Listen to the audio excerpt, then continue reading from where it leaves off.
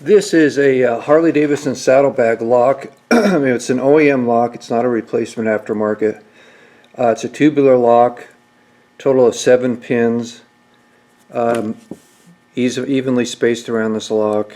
It's a little harder to see in this lock than the lock in the last video. This lock is held together by the same way by this plug, only this plug has a hole in the center, so we don't need to drill a hole. Just find an appropriate tap to make some threads and it'll pull this plug right out. So let's take this apart, measure the pins, and figure out what the cut should be in a key for this lock. So the first step to disassemble this thing is I'm going to take the tailpiece off. I'm going to take this off.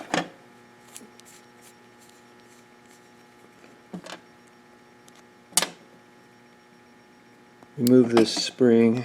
I've already had this apart once before. And then I'm going to remove this plug. Get your tap.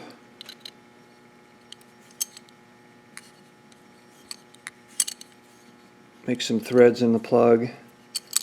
And then it will lift that plug right out. Right there. And then I can take apart this, lift this piece off.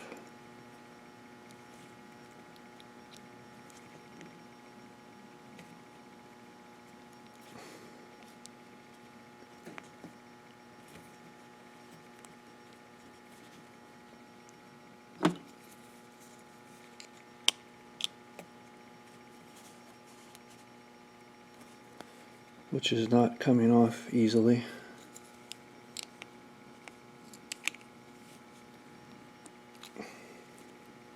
I'm trying to hold this together. I don't want this separating at the bottom, so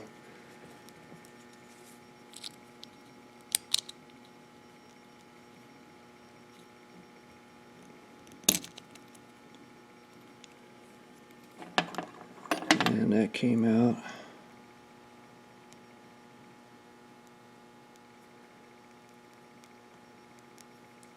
And then the next thing to do is to take these pins out, and then we can measure the pins. So when you have this lock apart, this cylinder is basically 2 parts, and you can separate this bottom part, and this bottom part holds pins and springs. And if you can keep these together, that's the best thing to do, so you don't lose any of the pins from the bottom. But just be aware of that this can slide off and you can lose the bottom pins and springs, which I completely forgot to mention or explain in the earlier part of this video. So I'm going to take the pins out and put them in these this thing here that I made to hold the pins. You want to define these pins. You want to define the number 1 position. I'm using this notch, and to the right of it, that'll be my number 1 pin, number 2 pin, number 3, 4, 5, 6, and 7. And I'm going to take these out. This will be my 1 row, 2 row, 3 row, etc. I forgot to bring my tweezers, but I'll try and do this by hand. So here's my 1 pin, and I noticed something about these pins is I don't know if you can see it. There's a groove on that's closer to one end, and I'm wondering if that groove is like an anti-pick pin. I'm not sure, but anyway, the end that's closest to the groove goes in the lock first. So just remember that. Number 2. 3, 4. Oh, this is going to be hard.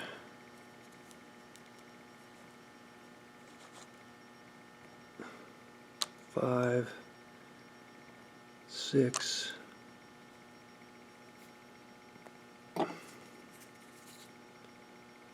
And for number 7, we'll just put that right there. And now we need to measure these pins. These are all the possible lengths of these pins in a tubular lock, except I don't think Harley will ever have, never will use a number 8. It's only 1 through 7. And that's, I think, common for most tubular locks. The number 1 pin has a length of 0.2035, and it will have a cut and a key of 16 thousandths. A number 2 pin will have 0.219 or 219 thousandths pin length, and the cut and the key will be 32 thousandths. And then we're just going to go through and measure each of these pins and write it down, what the pin length is. Where's my pencil over here? So I'll just trying to do this on camera, and it's just 1, 2, 3, 4, 5, 7, and this is not the pin length. This is the position of those pins. So this is the number 1 position, 2, 3, etc. And then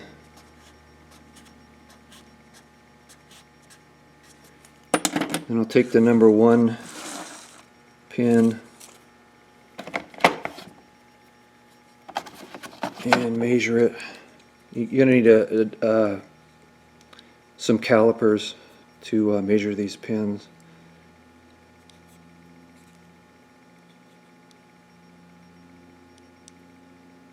And that has a pin length of about 221 thousandths.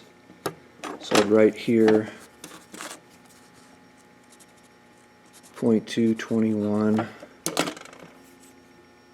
Then I'm going to go through and measure each of these pins, and I'll be right back. So once you have all the pins measured, you want to go to these numbers and match this length up with the closest length on this page. So this pin was 0.221, so it's closest to a number 2 cut. So the number 2 cut in position number 1 will be 0.032, which you really don't need to know. Just need to know the number of the cut. It's the number 2 cut. And then 0.253 will be closest to a 4. And then 0.267 will be closest to a number 5. 0.299 will be closest to a 7. And then a 7 here as well. And then this repeats at number 2, and then a 0.206 is closest to a number 1. So that tells you that in position number 1 you need a number 2 cut, in position number 2 on the key you need a number 4 cut, in position number 3 on the key you need a 5 cut, and just gives you what cut you need for each position on the key, so you can make a key for your lock. Now let's put the lock back together. There's our notch, and I know to the right of the notch is a number 1 pin, 2, 3. So take your number 1 pin. I know that groove on the pin wants to go into the lock first, so put it into position number 1.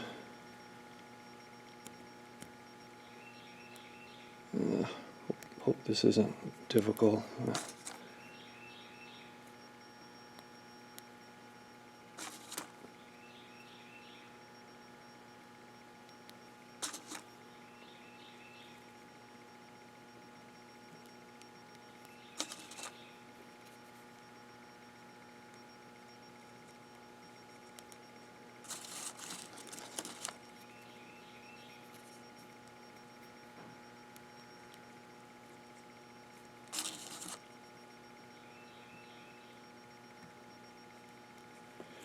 And with all the pins in, we put the shell back on, and we want the hole in the shell to line up with the hole in the lock.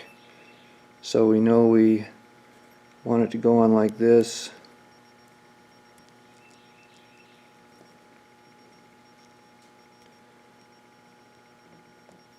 And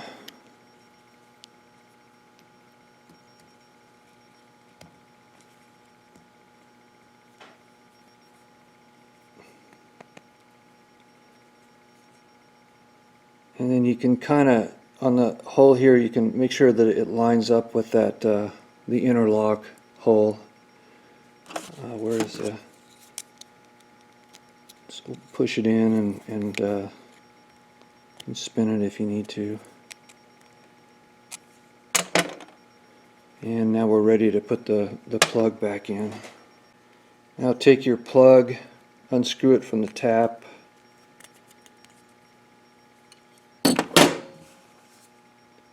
Make sure the holes line up.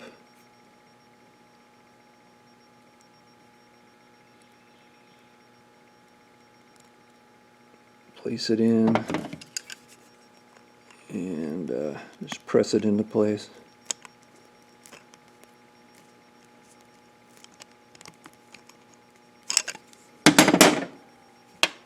And then I'm going to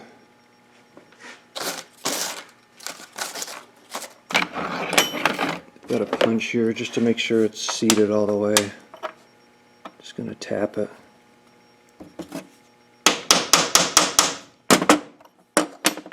And now everything's back together except for the tailpiece.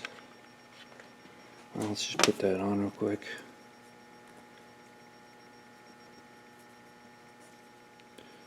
When you're putting the tailpiece on these Harley locks, they combine the part that limits the movement of this lock into the tailpiece.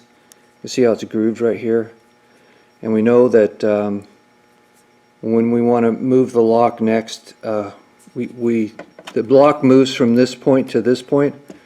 So we know the lock has to turn counterclockwise. So putting the tailpiece in this position will let the lock turn counterclockwise. If you put the tailpiece on wrong, the lock's not going to turn where you want it to turn.